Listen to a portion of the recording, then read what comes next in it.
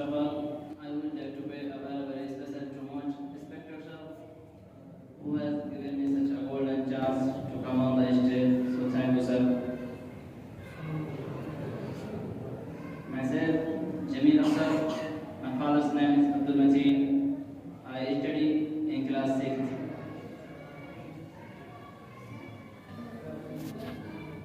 نحمده ونصلي على رسوله الكريم. أما بعد، فقد قال الله تعالى: أعوذ بالله من الشيطان الرجيم. بسم الله الرحمن الرحيم. هدى للناس وبينات من الهدى والفرقان. May praise be to Allah, the creator of the worlds, and blessings upon his Prophet Muhammad, the head of all of messengers, upon his family and all his companions. Dear audience, today on this topic,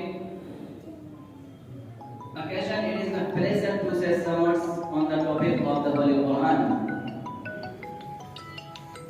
Allah subhanahu wa ta'ala says in the Holy Quran, هدى للناس وبينات من الهدى والفرقان.